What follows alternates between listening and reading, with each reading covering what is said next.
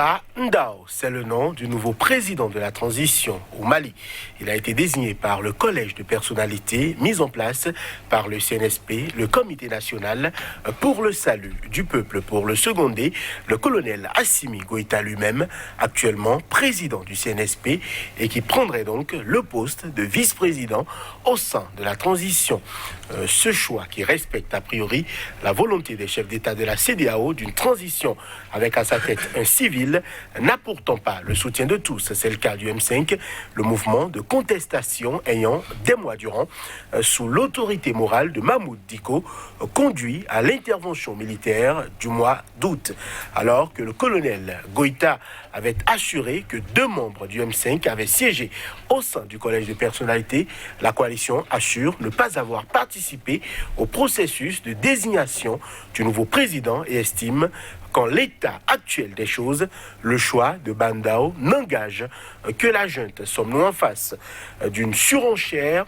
Quelle lecture faire du choix de l'ancien ministre de la Défense pour diriger la transition? Quelle doit être la position du M5 pour faire avancer la situation Mali? Désignation d'un président de la transition, les obstacles au retour du pays dans le concert des nations levées, c'est le thème de l'émission du jour. À chacun et à tous, bonjour et bienvenue.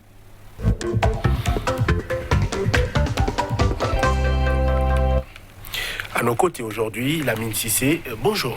Bonjour, vous êtes écrivain, expert en communication politique. Face à vous, Souleymane Mzad, bonjour. Bonjour. Vous êtes consultant en problématique du terrorisme, spécialiste des questions de protection et de sécurité. Messieurs, le Mali connaît déjà le duo censé conduire le pays au cours de la transition qui s'ouvre. Souleymane Mzad, est-ce qu'on peut dire que les choses sont allées très vite? Très vite et, à mon avis, bien. Mais il reste encore à faire. Il reste encore à faire. Il reste encore à faire parce que le moment ne prête pas aux discussions fébriles. Il ne faut pas perdre du temps. Il s'agit de mettre sur pied une ossature qui puisse permettre, une ossature gouvernementale qui puisse permettre à l'État malien de retrouver ses institutions et éventuellement de redorer le blason de l'État, c'est-à-dire restaurer l'autorité de l'État et restaurer surtout la confiance entre le peuple et ses gouvernants. Je pense qu'ils sont bien partis. D'autres affirment n'avoir pas été concertés. Je crois que tout le monde, on ne sera pas tout le temps là en train de chercher à être concerté tout le temps. Mais quand le besoin y sera, je pense que l'appel leur sera fait. Et dans un souci d'union, il serait bien que les Maliens se mettent d'accord sur l'essentiel et qu'on évite les discussions fébriles. Voilà, alors le choix Ba Ndao, ancien colonel-major de l'armée, aujourd'hui à la retraite, également passé par le poste de ministre de la Défense, ce choix répond à quoi selon vous, Lamine Cissé? Bon, je crois que peut-être vous allez dire que c'est un civil qui prend la parole maintenant, puisque c'était un militaire qui parlait. Mais ce n'est pas la tu es civil maintenant. Alors, ouais, c'est le mental militaire, mais on est ici de la société civile. C'est-à-dire, en fait, le problème fondamental, pour moi, c'est de ne pas détourner cette dynamique révolutionnaire qui est issue de la population et de toute la composante de la population malienne. C'est ça, effectivement. Souvent, nous avons dans d'autres cieux, on fait de la récupération pour faire de l'alternance pour l'alternance, c'est-à-dire ceux qui étaient là, on remplace les nouvelles personnes par ceux qui étaient là et ils font les mêmes procédures. Le Mali, je crois que la mentalité du peuple malien est allée au-delà de cela. Cette révolution, elle ne doit pas être faite pour être récupérée et recommencer les mêmes choses. Je pense que c'est l'inquiétude. Maintenant, le problème est que le M5 a une grande responsabilité sur ce qui se passe aujourd'hui au Mali. Ils ont fait les 90% du boulot. Quand on parle aujourd'hui des militaires, c'est grâce au M5. Alors le M5, je crois qu'il doit communiquer. Là où sa responsabilité est engagée, il doit sortir pour dire « Ah là, je suis dedans ». Là où il n'a pas été concerté, il doit le dire pour que demain, qu'on puisse comprendre quels sont les auteurs de cet engagement-là. Mais ce qui est essentiel aujourd'hui, parce que Bandao, pour moi, c'est un civil. Puisque d'autant plus qu'on peut se déshabiller de son boubou de militaire pour aller à la compétition, puisqu'il n'est pas en fonction, il n'est pas militaire. Il était civil avant d'être militaire et il a fini, il est revenu civil. Et tous ces militaires-là, ils sont issus de cette même société malienne. Je crois que ce qui est important, c'est la dynamique qui est en train de prendre. Il faut que cette dynamique continue. Parce que ce peuple malien que je vois là, personne ne peut le tromper. C'est terminé. On ne peut jamais tromper ce peuple malien-là. Comme il a dit Suleiman Hamzat, je crois qu'on doit nommer un Premier ministre. Je crois que c'est l'ossature gouvernementale qui reste à faire. Et la feuille de route, le respect de la feuille de route. La feuille de route, je crois que les militaires et le M5, ils sont d'accord sur qu'est-ce qu'il faut faire. Je crois que c'est cette feuille de route-là d'où le problème va se poser fondamentalement. Si la feuille de route est prise en compte et qu'il y a un gouvernement d'union qui ne dépasse pas 25 personnes et que la date des élections, le 18 mois, soit retenue, ce qui est essentiel est que le peuple malien fasse son choix pour élire un nouveau président. Moi, je crois que c'est ce qui est plus important. Alors, M. Mandat, le choix Bandao, est-ce que c'est un choix civil ou c'est un choix militaire? Parce que colonel-major de l'armée, ancien ministre de la Défense, on va dire que c'est peut-être un plan B du CNSP, puisque visiblement les chefs d'État de la CEDEAO n'ont pas voulu du tout d'un président de la transition militaire, donc on a mis un militaire au civil, si je peux m'exprimer ainsi. Bon, vous permettrez que je fasse un bond en arrière pour souvent revenir sur ce que j'ai toujours défendu ici. Qu'un militaire soit en tenue ou non, il reste un militaire. Qu'il soit en tenue régalienne ou non, dans le mental, il restera toujours un militaire. Et actuellement, le problème fondamental du Mali aujourd'hui, c'est un problème d'insécurité. Donc le choix fait sur son Excellence le Président Ndao, je crois que c'est un choix qualitatif. Quoique le M5 RFP ne se soit pas...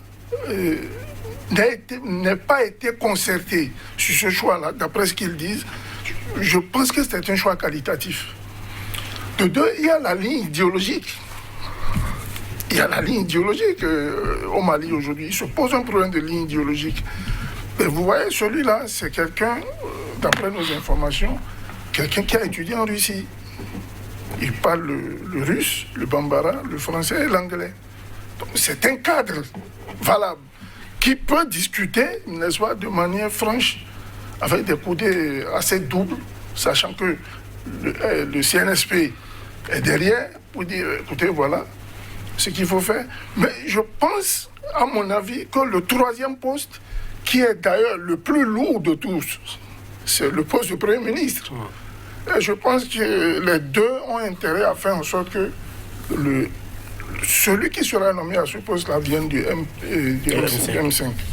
Ça va équilibrer de manière stratégique et politique, n'est-ce pas, la transition en vue d'un apaisement. En dehors de cet apaisement, je veux bien dire qu'il y a d'autres enjeux qui sont géopolitiques. J'avais dit ici, lors de l'émission précédente, que derrière ces officiers-là, il doit sûrement se cacher une main.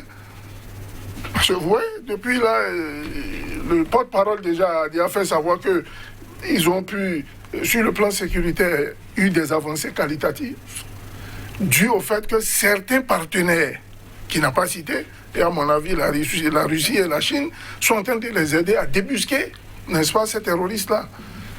Et vous avez remarqué aussi, c'est une remarque personnelle, c'est que depuis qu'il y a eu ce coup, il y a moins d'attaques. Il y a moins de frappes. On n'entend plus pratiquement les terroristes comme on les entendait par le passé. Ça veut dire qu'il y a un problème.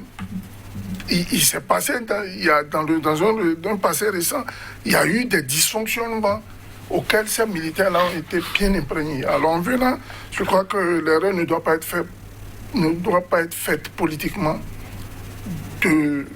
d'éloigner le M5 du poste de Premier ministre. Surtout pas. Ça va être l'erreur la plus catastrophique qui va être faite par les deux responsables choisis pour gouverner le Mali. Voilà, les chefs d'État de la CEDEAO avaient donné donc jusqu'à ce mardi 22 septembre à la junte pour annoncer un président et un premier ministre civil. Est-ce que selon vous, la part malienne est remplie? Est-ce que selon vous, on doit lever en même temps, par exemple, les sanctions qui pèsent sur le Mali, les interdictions d'affaires, les interdictions d'importation? La sanction là même n'a pas sa raison d'être. Cette sanction là même ne devait pas être faite. Parce que on sanctionne qui?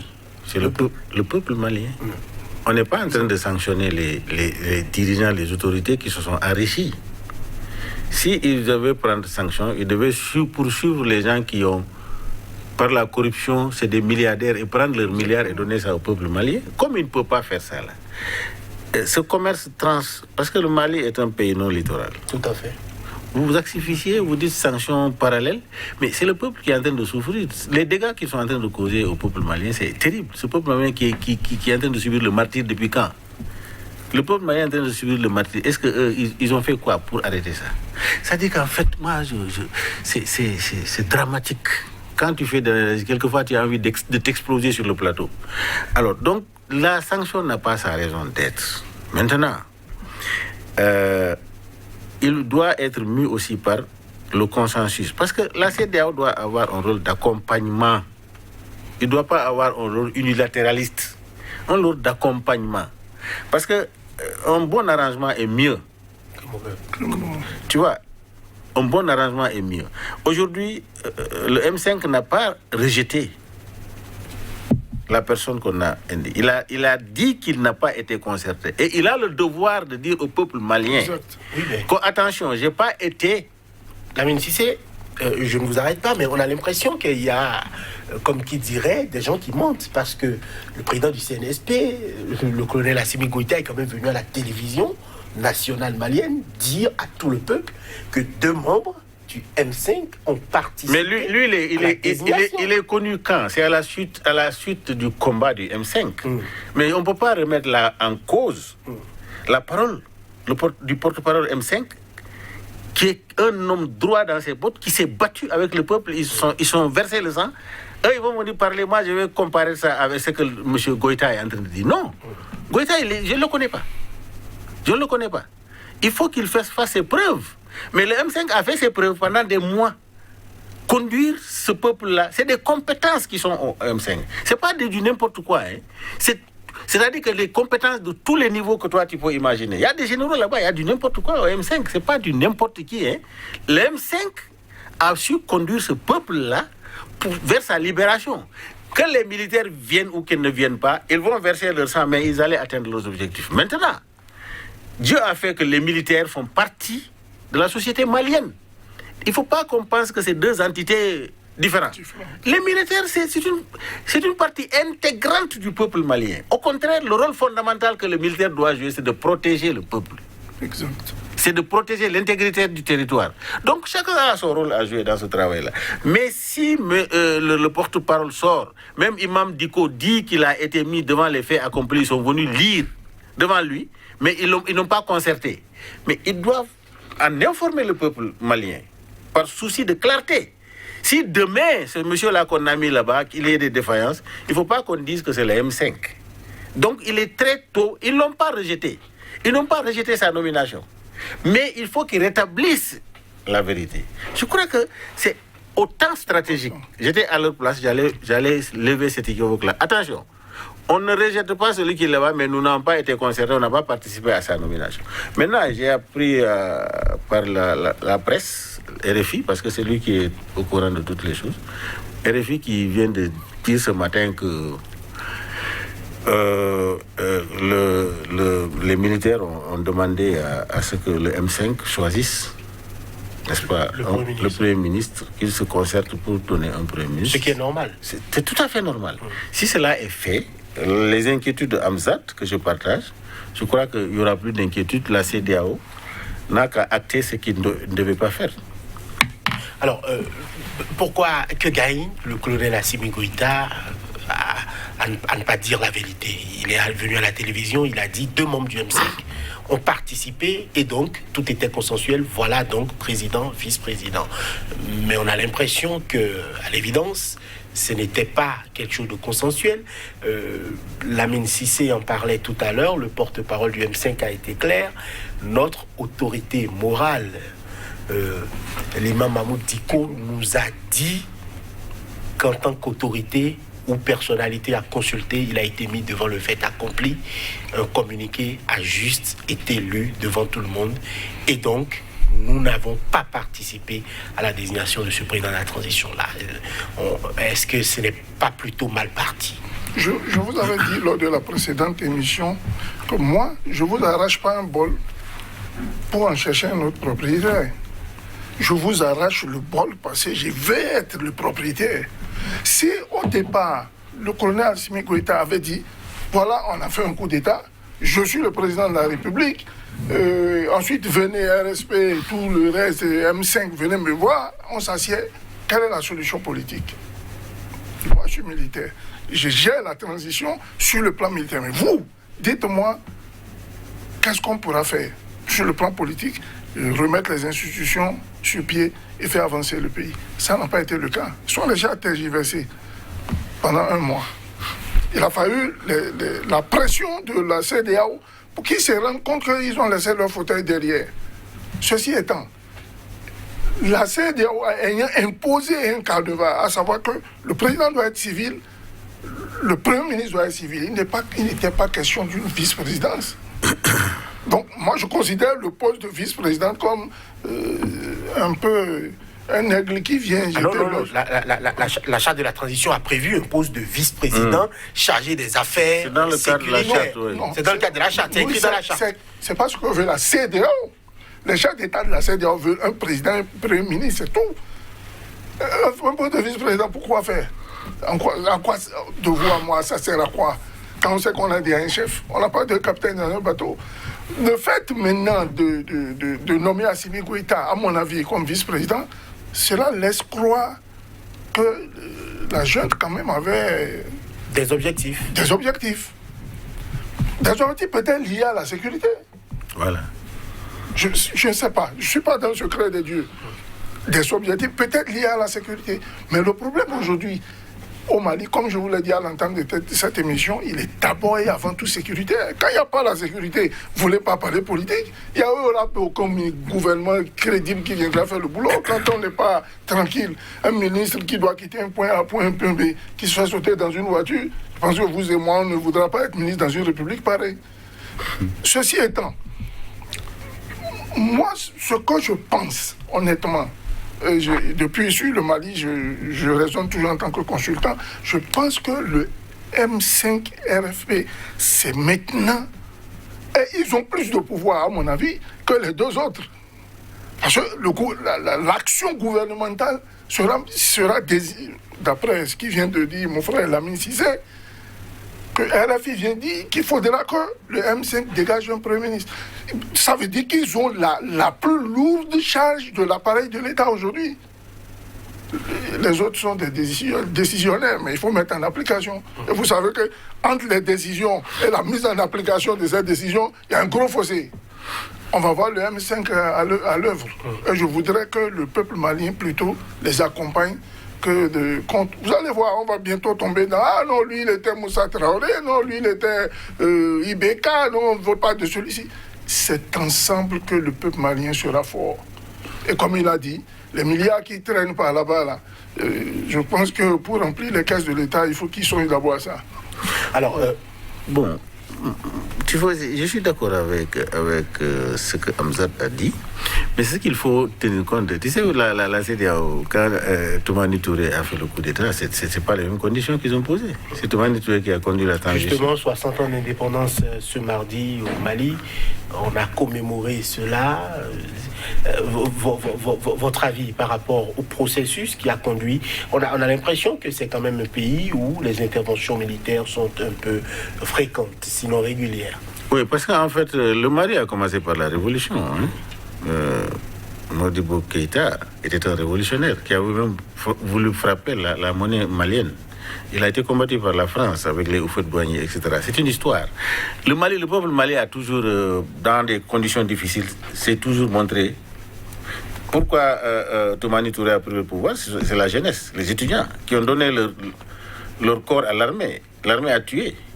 Il a pris le pouvoir. Mais c'est lui qui a conduit la transition jusqu'aux élections.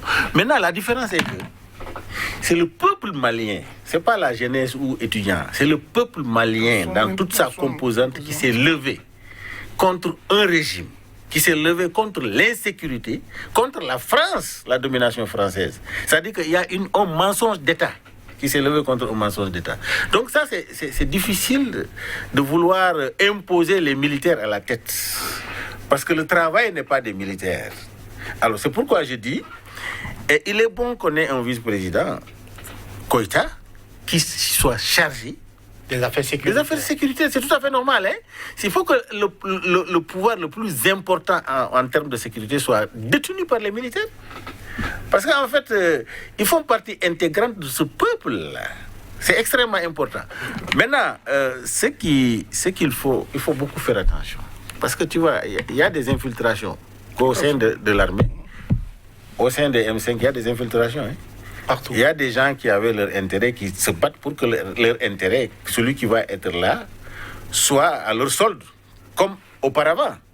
Et c'est dommage, je pense que ça ne peut pas prospérer, d'autant plus que ce n'est pas la volonté d'un homme, c'est la volonté de tout un peuple.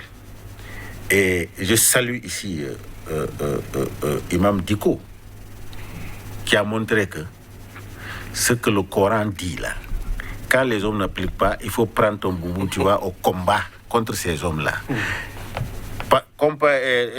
Contrairement à d'autres imams qui utilisent les versets coraniques pour faire l'apologie des rois, des présidents. Mais ils sont sataniques, ces imams-là. Les imams qui le font, souvent, ils sont dans des bureaux climatisés, on leur donne des voitures, ils s'en foutent des populations. Mais un président de la République doit être au service de son peuple. Ce n'est pas le peuple qui doit être à son service. Parce que lui, personne ne doit être à son service. Parce que lui, il est l'esclave du peuple. Il doit être au service. Un président de la République qui axifie le peuple, qui s'enrichit vachement avec son clan, qui appauvrit les gens, il est satanique. Le Coran a dit qu'il faut le combattre. Il faut le combattre par tous les moyens, parce que Dieu ne descendra pas pour venir faire ça à notre place.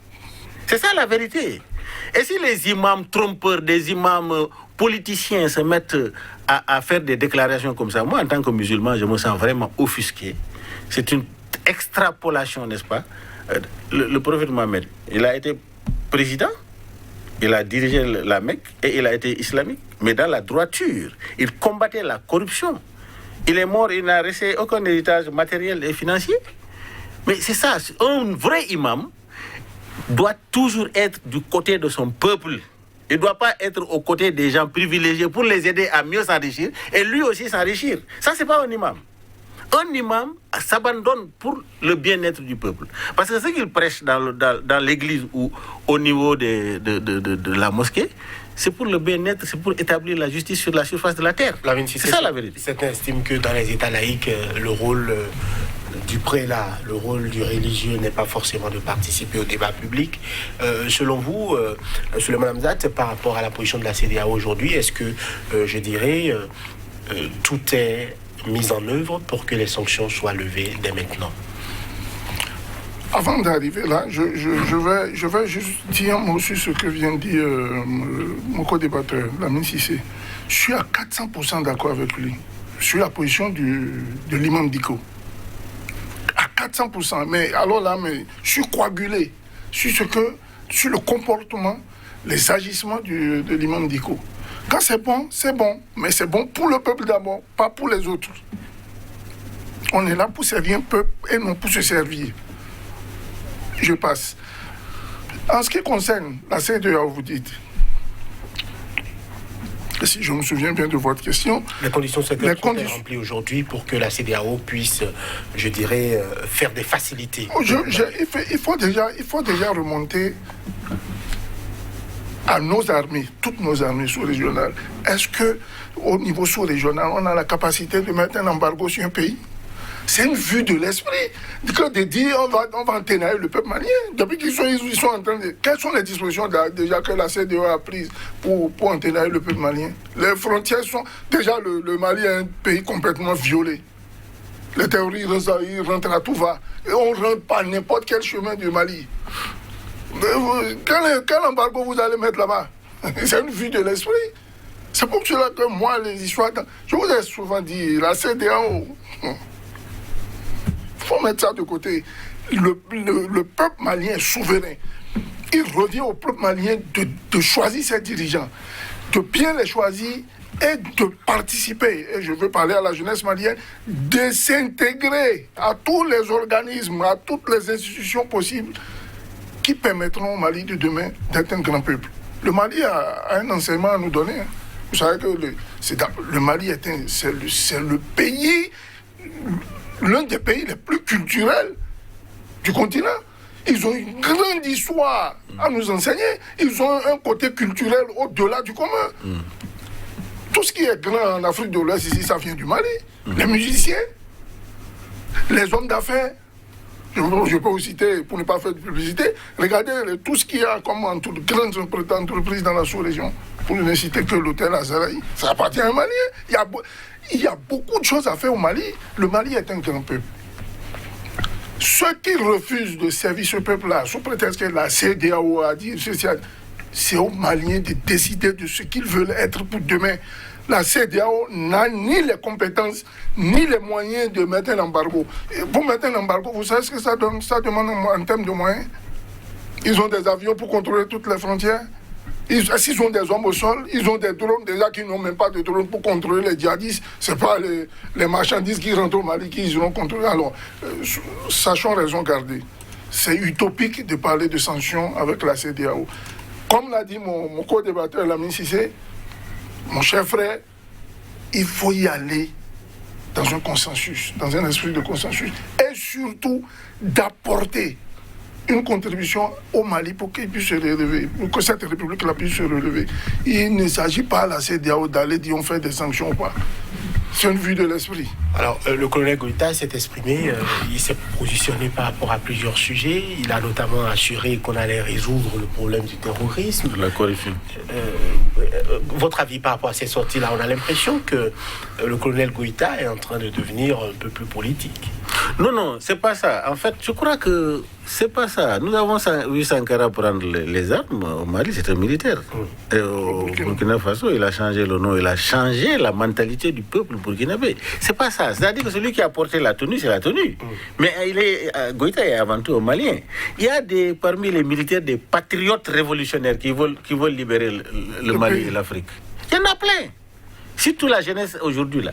Mais ils veulent cette libération parce qu'en fait, fondamentalement, nous ne sommes pas pauvres, on est riches, mais on nous appauvrit.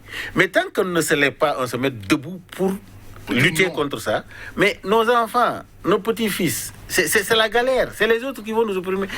Il est sincère dans son discours parce que c'est ce combat-là qui a amené la révolution malienne. Moi, ce mouvement-là, j'appelle ça révolution malienne. Contrairement à ce qui s'est passé au Burkina Faso, avec le régime actuel. Ça, là, c'est pas des gens qui ont l'argent qui sont venus les motiver. C'est le peuple malien, dans toute sa composante, qui a dit non, ça suffit. Donc, moi, je pense que Goïta est dans cette dynamique-là. Il ne peut pas sortir de cette dynamique-là. Il sait que c'est ça que le peuple veut et c'est ce qu'il veut. Lutter contre la corruption. Parce que c'est la corruption qui aggrave les problèmes sécuritaires. Les armes qu'on vend, on donne l'argent aux militaires pour aller acheter des armes, des trucs qu'on cache. On va acheter des villas. C'est des gens qui s'enrichissent. Parce qu'à partir du terrorisme, d'autres s'enrichissent vachement. Mais il faut couper ce cordon-là pour aller vers l'essentiel, la libération du Mali. Je crois que moi, je suis en phase avec lui et il est sincère dans ce qu'il dit. Il faut les mettre à l'épreuve parce qu'il ne pourra pas. Et puis, moi, je pense que j'ai suffisamment confiance en lui, sa carrure. Quand tu le regardes, tu sais que ce monsieur-là, il veut changer quelque chose. Pourquoi tout le monde est derrière lui? Seulement, peut-être qu'il a un parcours qui lui permet, n'est-ce pas, d'aller vers une dynamique de changement, quoi. Alors, il a parlé donc de régler le problème terroriste.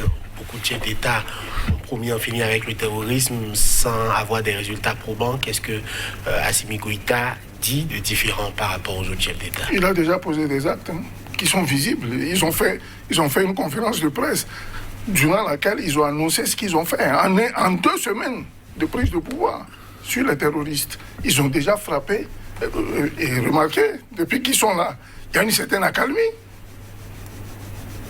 Mais on n'a pas besoin, il n'y a pas un chemin qui mène à l'université qui enseigne ça. Vous voyez, il y a une accalmie et il y a moins de frappes. Donc, ça veut dire qu'ils sont en train de reprendre. Et le porte-parole a bien dit que la France ne leur permettait pas de lever les hélicos ni les avions et d'aller sur les cibles. Il était question de les mettre en second rang et ça n'avançait pas. Donc ils ont décidé maintenant de prendre leurs responsabilités, avec ou sans la France. Et c'est là où je dis, le troisième larron qui se cache quelque part, qui finiront certainement un jour par révéler, est celui-là qui leur donne les moyens quand même de savoir que les terroristes sont à un point X ou à un point Y, ce qui leur permet de mener les attaques. Le Mali est en train de recouvrer de manière intégrale, si je peux ainsi m'exprimer, son intégrité territoriale. Il faut le faire, il faut y avancer. Et je ne vois pas un civil dans cette posture. C'est eux qui combattent, c'est eux qui ont les armes, c'est eux des militaires. Alors qu'ils fassent en sorte que le Mali puisse retrouver son intégrité territoriale, la paix, la quiétude, et surtout qu'il aide le Premier ministre qui va être nommé à faire une bonne gouvernance au fait, pour que le Mali puisse retrouver sa postérité. En quoi est-ce que les sécurités, les militaires peuvent aider les politiques à résoudre les problèmes du Mali? Parce que dans la plupart de nos pays, on a l'habitude de remarquer que la gouvernance, c'est plutôt du haut de toi que je m'y mette. Est-ce qu'aujourd'hui, vous êtes sûr que le renversement de Ibrahim Boubacar Keïta amène réellement un changement dans le fond et non pas juste sur la forme? Oui, c'est-à-dire que c'est le terrain qui va commander ça. Mais le renversement de Ibrahim Boubacar Keïta, ce n'est pas une alternance comme on a l'habitude de le voir. C'est une révolution populaire. Donc, d'où un changement des mentalités qui l'a fait partir. Maintenant, la gouvernance sécuritaire est dans la gouvernance globale. Parce que dans la gouvernance globale, tu dis agriculture, élevage, sécurité, éducation, etc. Donc, la gouvernance sécuritaire est dans la gouvernance globale. Mais il faut laisser ça aux experts. Les experts, c'est les militaires. Parce qu'un président de la République, quelle connaissance tu as pour aller imposer aux militaires comment? Il y a des techniciens, n'est-ce pas, de la sécurité. Alors, il n'y a pas plus de techniciens de la sécurité que les militaires. Maintenant, si le président de la République n'écoute pas ses propres experts et écoute les experts extérieurs et que le pays est en train d'être s'enliser, ça amène ce qu'on appelle la révolte patriotique au sein de l'armée, qui dit non, ça suffit. On ne peut pas se taire sur ce qui se passe. Regardez au Mali, ils sont allés jusqu'à vouloir élever les Peuls contre les Mandingues, les Dogons, etc., et qui s'entretuent. Et on ne sait jamais, jusqu'à présent, comment ça s'organise pour que les gens aillent exterminer un village. C'est des civils. Moi, je dis, dans un pays, si les terroristes frappent, parce que je ne veux pas laisser puisqu'il y a un technicien de la sécurité sur le plateau, je ne veux pas vraiment parler de sécurité, parce que ce qu'il me dit, ça me suffit largement. Mais ce que je peux constater est que dans un pays, si on frappe, les terroristes frappent, c'est qu'à l'intérieur, il y a des complicités. Exact. Parce qu'ils ont des renseignements. Sinon, ils viennent à moto. Mais imagine-toi, dans un désert, ils viennent à moto, ils frappent et on dit qu'ils ont disparu. Mais il y a un problème, mon frère. Il y a un problème. Regardez le cas de Soumaïla Cissé, jusqu'à présent. Introuvable. Mais c'est bizarre, quoi. Soumaïla Cissé, jusqu'à présent. En pleine campagne, on le fait disparaître comme ça, là. Les militaires sont où? Les renseignements sont où? Il y a un problème. C'est ce problème-là qu'il faut résoudre. Alors, par rapport au 60e anniversaire de l'indépendance, hier, il y a eu une petite cérémonie. Il y a une personnalité militaire qui a, on va dire, fait son retour devant la scène. C'est le général Amadou Aya Sanogo. On a l'impression que c'était un peu comme une sortie officielle pour lui, avec tous les attributs dus à son rang. On l'a vu pavaner, faire des selfies avec tout le monde. Est-ce que selon vous, c'est aussi une restauration pour Amadou Aya Sanogo? Amadou Aya Sanogo est avant tout un Malien. Qu'il soit bon ou mauvais, écoutez, il faut de tout pour faire un monde. Hein. Mon père me l'a souvent enseigné. Il dit, mais s'il n'y a pas de voleur, il n'y aura pas de commissaire de police, ni de juge. Il faut de tout pour faire un monde. L'avis négatif que quelqu'un met de l'autre côté peut être ce qui arrange une partie de la classe, au niveau social, au niveau politique. Qu'on veuille ou pas, Sanogo a été quand même un personnage de ce pays. Il n'est pas négatif au sens complet du terme. Il a certainement des qualités. Il faut les exploiter. Moi, je dis, au lieu d'aller mettre quelqu'un en prison parce qu'il a commis une erreur, autant lui montrer que ce qu'il a fait est mauvais, qu'on le punisse pour ça, évidemment, mais qu'on lui demande de mettre le bon côté de sa personne. Il a certainement des choses à apporter au Mali. Si c'est par rapport je ne le vois pas Sanogo, négativement. Il y a le dossier où des bérets rouges ont été exterminés. Il y a le charnier qui a été découvert alors qu'il était encore aux affaires. Le procès là n'a pas été vidé parce que on devait entendre un ancien ministre de la Défense général. On a l'impression que on n'a pas réussi à penser les plaies parce qu'il y a des familles derrière ces bérets rouges qui ont été lâchement assassinés. Est-ce qu'on ne doit pas questionner l'histoire et essayer de rendre justice? Justement. Est-ce qu'on doit laisser des gens qui ont tué, pavané, porté des treillis, se promener devant le peuple et on va dire gêner parfois certains? Est-ce qu'on ne doit pas laisser la justice faire son travail? Peut-être que tel n'a pas été aussi le cas. Hein? Parce que c'est ce que je dis. Seul le procès peut le dire. Ouais, mais voilà. le procès n'est pas allé à son terme. C'est vrai. Peut-être que le temps aussi lui a donné la raison. Peut-être que le temps, je dis, lui a donné raison. Peut-être qu'avec cette révolution, les découvertes sont faites. Mais je pense que ton inquiétude et mon inquiétude également, il faut situer les responsabilités. Parce que même ceux qui ont été tirés, là, les civils qu'on a tués, là, mais c'est dans la chatte. Il faut poursuivre les gens là pour savoir ce qu'ils l'ont fait également. Amadou Aya Sanogo, oui, je suis d'accord avec toi. Mais pourquoi, n'est-ce pas, ils l'ont invité, il est venu se pavaner? Certainement, peut-être qu'il y a un aspect de sa revendication, de son combat, qui lui donne raison. Certains de ses camarades sont aux affaires aujourd'hui. Voilà. Le porte-parole du CNSP était parmi les poutistes de 2012. Voilà. Donc, je crois que laissons la transition se faire, élire un nouveau président et laisser la justice faire ce travail-là. Mais aujourd'hui, là où nous sommes aujourd'hui, il faut regrouper toutes les forces ensemble pour sauver le Mali. Tout le monde. Mais en sauvant le Mali, il faut le sauver dans la vérité.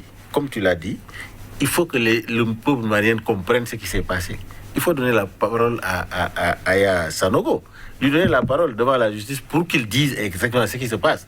Peut-être que ça a été une justice qui a été tronquée, les gens ont dit n'importe quoi. Le régime Ibeka a préféré faire l'impasse sur ce procès plutôt que de le laisser aller à son terme.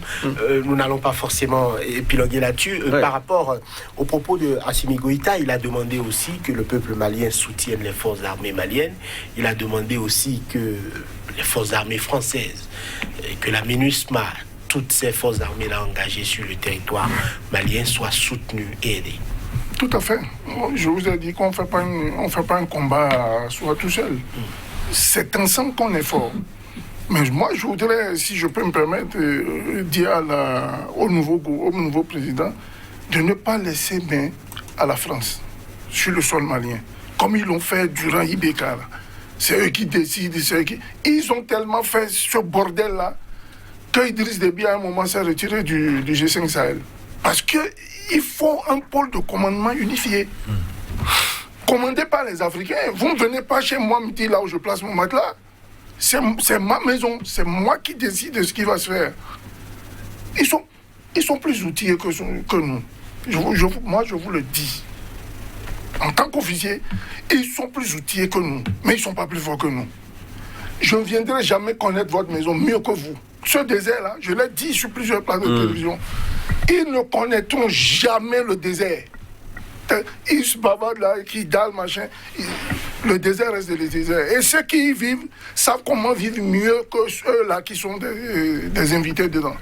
Alors, il ferait mieux de demander au nouveau pouvoir malien qu'est-ce qu'il y a. Il faut qu'il y ait une feuille de route. Moi, à leur avis, à mon avis du moins, je demanderai à l'état-major malien et au nouveau gouvernant il faut qu'il y ait une table ronde autour des problèmes sécuritaires.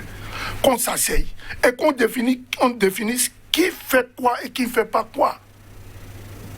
Parce que de la posture que la France a prise en matière de défense, soi-disant, de lutte contre... Non, laissez-moi finir. Laissez-moi finir. Contre le terrorisme... Mais sans la France, le Mali ne serait pas le Mali d'aujourd'hui. Non, écoutez, moi je ne suis pas d'accord. Il faut forcément reconnaître... Si vous permettez... Il faut forcément reconnaître historiquement l'implication et l'impact de la France par rapport... Tout ça, c'est des montages. Non, ce n'est pas des montages. Permettez-moi de vous dire, ce sont des montages. Ce n'est pas des montages. Si vous me permettez, en 2 minutes, ce sont des montages. Ce n'est pas des montages. Je vais vous expliquer en 2 minutes. Qui sont ceux qui ont bombardé la Libye? La France. Qui sont ceux qui ont permis qu'il y ait cette transaction de matériel au niveau de nos frontières? C'est toujours la même France. Quand vous bombardez... Il n'y a pas de preuve de ce que vous avez... Non, je le dis haut et fort. Il n'y a pas de preuve de ce que vous avez... Qui a bombardé la Libye? Répondez-moi, vous verrez. Vous connaissez le sérieux de mon émission. Non. Je ne peux pas vous laisser accuser la France sans apporter des preuves. C'est une émission de bonne facture. Mais vous ne pouvez pas accuser... Je le dis à haute intelligible. Vous ne pouvez pas accuser la France sans apporter des preuves. Les premiers avions à avoir frappé Tripoli sont des avions français. Ce ne sont pas des avions de l'OTAN. C'est connu. Celui même qui a été devant les télévisions se bomber le torse, il s'appelait Nicolas Sarkozy. C'est exact. Il n'y a rien à cacher dans cette affaire. Mais quand vous bombardez autour du pays que vous bombardez, mettez une tenaille sécuritaire pour éviter que les voisins soient attaqués aussi. Ça a été le mal. Ils ne l'ont pas fait. Les gens ont pris des armes, ils sont retrouvés dans le Mali. Bis repetita. Et qui c'est qui a envoyé de... Vous avez bien suivi les accords sur l'Azawad, où on est allé leur dire on va vous donner l'indépendance, et quand les armes sont rentrées, on a commencé par s'encaparer. Non, sur ce volet-là, on a profité pour faire autre chose. Lamine, si c'est pour finir. Sur ce volet-là, je crois que la France a une grande responsabilité énorme dans la désintégration du Mali. Elle a foutu le bordel partout. Parce que la Libye est en train de se chercher jusqu'à présent. La responsabilité incombe à la France et à la communauté internationale. Hein.